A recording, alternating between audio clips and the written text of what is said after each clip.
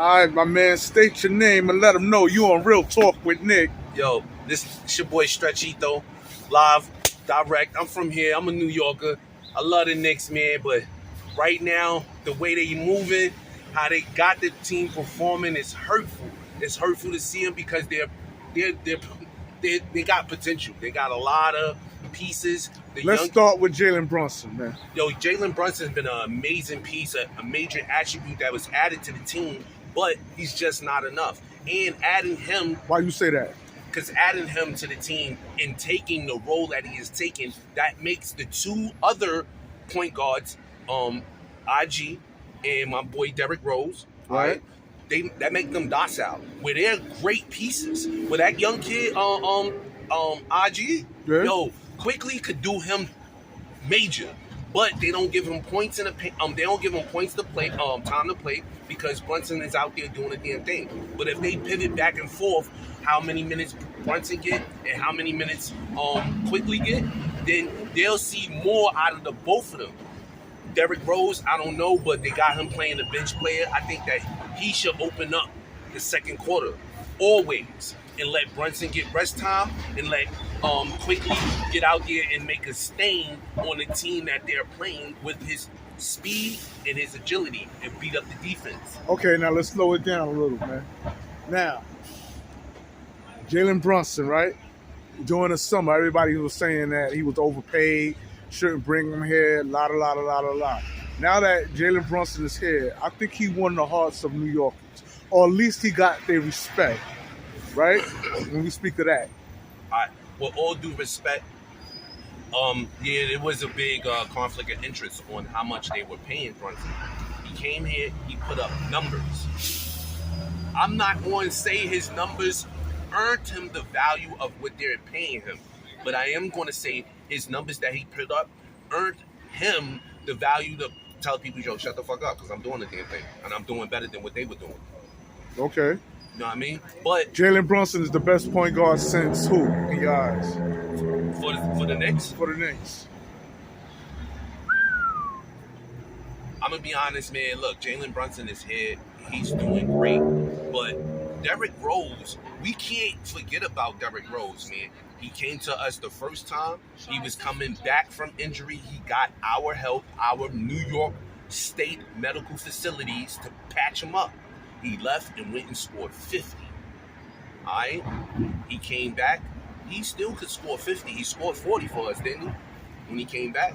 Well, Derrick Rose hasn't been playing since the season started. But I'm saying since he came back for his second time to New York, he scored 40 for us. Oh, okay. It's just that they not. I'm gonna be real. We should get rid of Tom Thibodeau. He doesn't know how to run that team. He's not running our team like, yo, it's New York, a team full of attitude. Our team is only supposed to be based off of defense, not scoring ability. All right? Defense wins the games. We're not winning games. Well, he's a defensive coach. But he's not showing it. It's clearly that you're not showing. You are feeling. If you were a defensive coach, we would have more wins than losses. That means you're not. We do have more wins than losses. Now, yeah. After the last 7-game streak, yes. Yes, it pushed us over. We wasn't over 500 before then. Feel me? I'm paying attention to New York. I only like New York teams. I love the Nets. I love New York. I hate to see them play against each other. But the other night when they did, that's when the Knicks was starting to push themselves over 500. It should not be coming to the half mass of the season and the Knicks is still pivoting of 500. All right, that's every year. And then look, right after the All-Star game, you're gonna see the Knicks take a downhill. Yes, and also a lot of people don't want to talk about it, but I'm gonna have to be open and I'm gonna have to be blunt. That Dolan kid needs to be removed from the ownership. Give the ownership to somebody that will rightfully do the best with the Knicks franchise and the rest of the MSG franchise. Okay, moving right along, man. When I mention RJ Barrett, what comes to mind, man? Yo, I'm gonna keep it real. RJ Barrett, he's just not for this team. He could be great somewhere else, but it's too much pressure here in New York for him to play well. And that's really what it's always about for any and every individual player. It's playing well. most people are now getting to this game, especially getting into teams like New York, and just getting a paycheck. Now, let me ask you this, because you're saying that R.J. Barrett game is not progressing, basically. No, not enough, especially not enough for New York. Okay. Could it be because you got Jalen Brunson and you got Julius Randle playing Batman and Robin? With no question. Well, first we have to remember, by all means, for each and every player on any team, we got to remember this is a competitive sport. Yes, that means if the next individual come along and performs better than you, then you have to acknowledge it and do greater, or acknowledge it and either come close to what the person that's doing better you are doing. He's not. Okay, now I'm gonna play devil advocate. You saying Julius Randle just happened to be playing better basketball This year. But is he isolating the ball where R.J. Barrett is not getting the touches that's needed to create a spark in his game? Honestly speaking, I will have to agree with what you just said. But also, I will have to mention, so last year,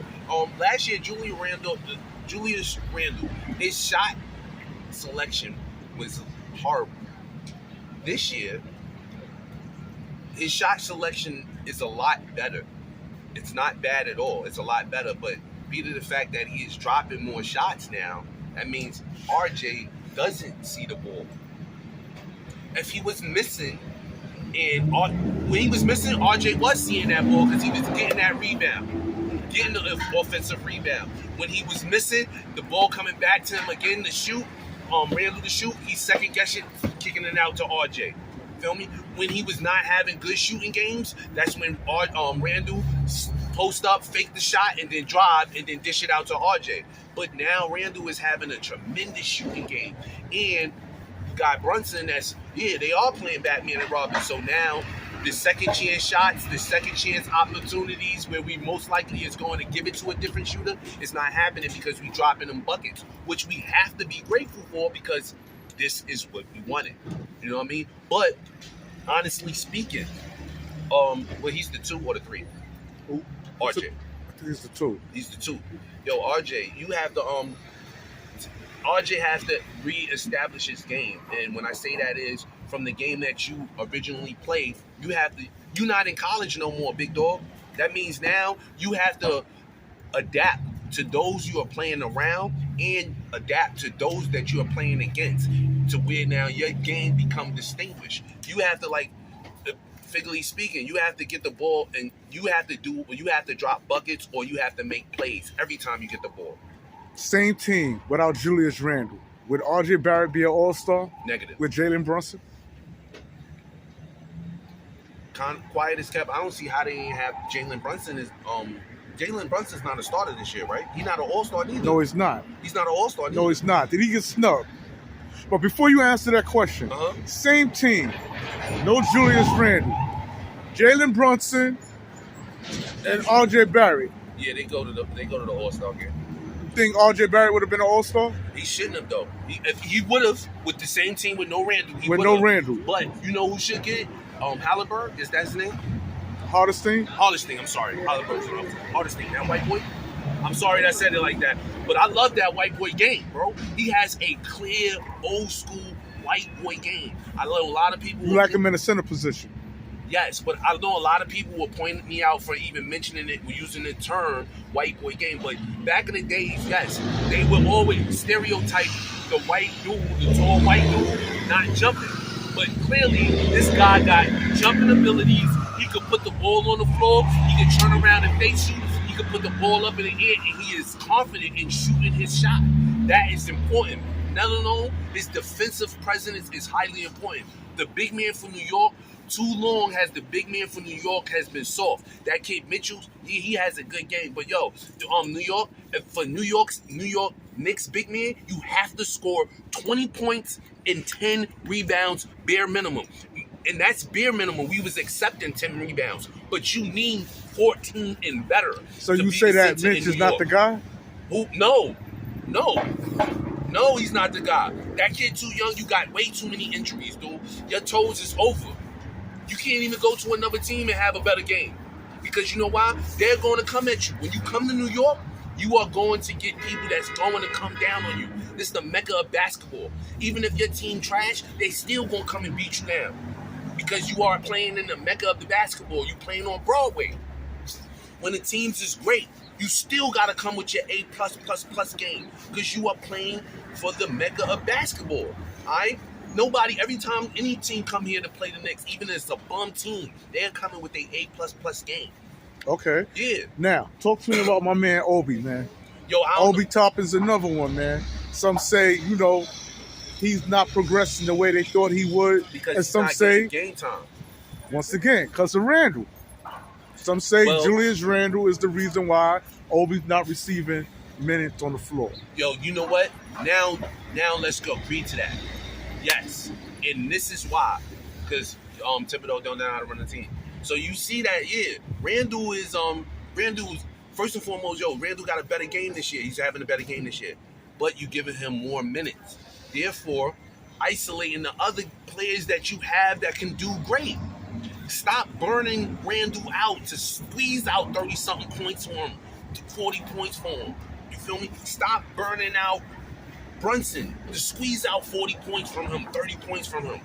That is not how we win games. How we win games is, look, I got my offensive presence out there. They doing a damn thing. They dropped the buckets. They gave me a 6, 7, 8-point lead. Hey, you know what I'm going to do? I'm going to draw them out. I'm going to put my defensive stoppers in there. All right? Yeah, we might not have people that can score heavy, but we got people that can stop, cause turnovers. That's what's needed. So now I can sit Brunson down for 10 minutes. I can sit Randall and Brunson down at the same time for 10 minutes. And then when I put them back on the court, we still got the 6, 7, 8-point lead, or we still have the margin that we had as a lead. And now we can make the margin larger because now they're well rested. But you burning these kids out. You're not giving Iman quickly no chances, no enough time to play. You're not giving Tompkins enough time to play. That kid Jericho Sims, he's amazing. But here's the deal: why y'all never play him? The kid, what's the kid's name? Quentin Grimes? No, H. Hardesty? Why y'all not giving him? Why y'all not putting him, Hardesty, and Obi Tompkins on the court at the same time? 3 big men. No one can get in the paint. If you're gonna shoot, you gotta shoot over a wall.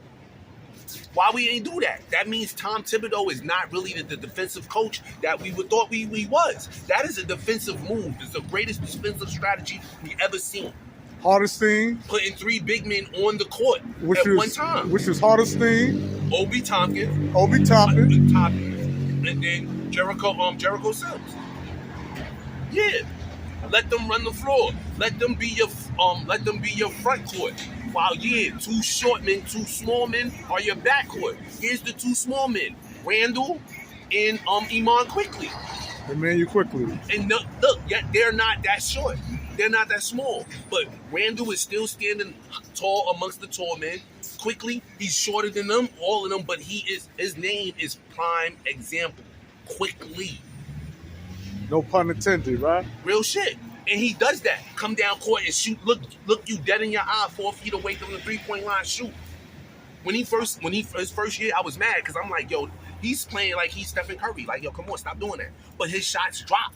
Yeah, he's a rookie. His shot selection was at 48, 49%. But that's your rookie year. Now it's your second year, your third year. Your percentage is going to go up even better, but you're not getting game time. You're not getting play time. Talk to me about my boy Cam Reddish, man. Is he getting the short end of the stick, man? Now, I'm going to be honest with you. First and foremost, Cam Reddish is a kid that came out of nowhere and had to make a name for himself.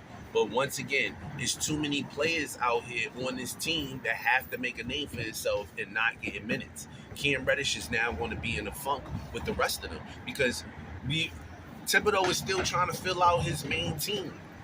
Like, dude, that's a problem. Halfway through the season, you still don't got a starting 5 you guarantee you're going to start with? I don't know.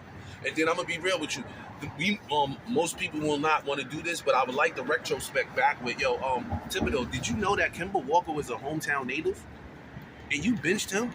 And then when you benched him, when you asked him to get off the bench for you, he scored. How much he scored? He scored like 30 something. He had a triple double. I'm sorry, he didn't even score 30. He had a triple double. Then came back and had a 30-something point game after that.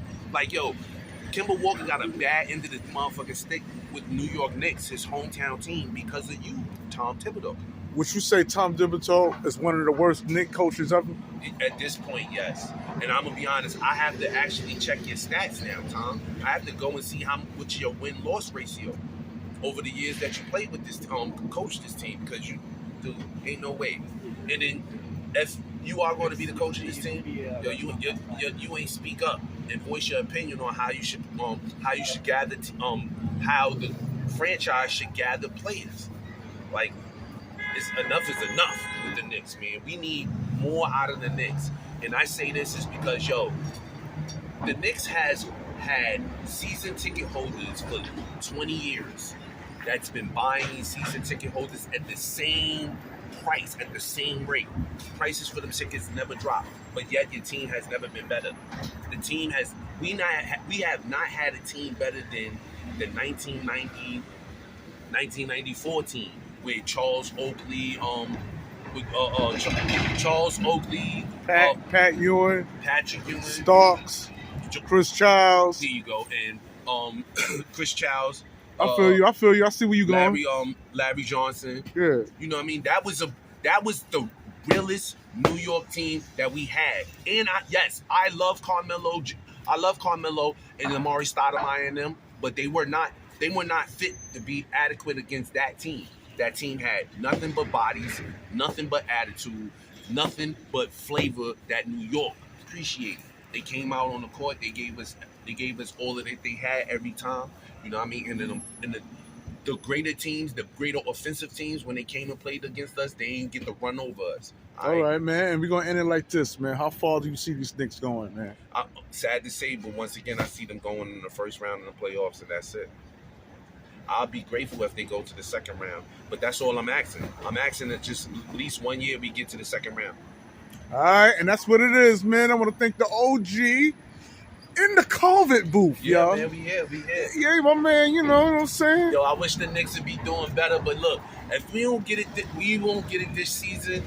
I guarantee the next 2 seasons we'll get it. If not, I pray that James Dolan let Phil Jackson buy the team. Who? Phil Jackson. I pray that James Dolan or Jim Dolan. You mean Mark Jackson? Please, No. you telling me Phil Jackson. why you want Phil Jackson? He's not good for the Knicks either. Oh, nah, yes he is. Phil Jackson? Yeah, I got some explanation to that. So look, if we go back to right before Kristaps Porzingis, that's his name, right? Kristaps Porzingis Right. Came to the team. Phil Jackson, Phil Jackson used a strategy that is known to be used in the NBA, and that is when you know your team is not going nowhere this year. These last 20 games, I need y'all to fall short. I need y'all to lose 15 out of these 20 games, because now that will open up the selections that we got in the lottery pick. So we just stuffed the ballot. Now we don't have all of these selections in the lottery pick. We guarantee to get this amount of lottery picks inside this section. He did that. But he also knew that those, in the next few years, the lottery picks, he ain't got no good players coming. So he did like he always did when he was on the Chicago Bulls, went overseas. Start picking in. His first pick was Porzingis, but he had a few other them in line. Like I'm telling you, that kid Jokic would have came to the Knicks if he would have let Phil Jackson continue to orchestrate what he was orchestrating for us. But he decided to let him go, take the power and influences that he had away. But he was trying to make it to where, Carmelo, you stick around, it's gonna be more than just you and RJ Smith. We're gonna get y'all other pieces. When he got Porzingis, he wasn't satisfied. Then he got Tim Hardaway Jr. That was an extra piece. But remember, Carmelo and Tim Hardaway Jr. will play the same position. That means somebody got to do better than the next. At the end of the day, Phil Jackson kept putting pieces in front of New York for them to do something with. And James Dolan is what made it as bad as it is. But Phil Jackson would be a great piece for us. All right, man. People in the comments might differ, but we'll see, man. This is New York, baby. Out here in Harlem. Peace.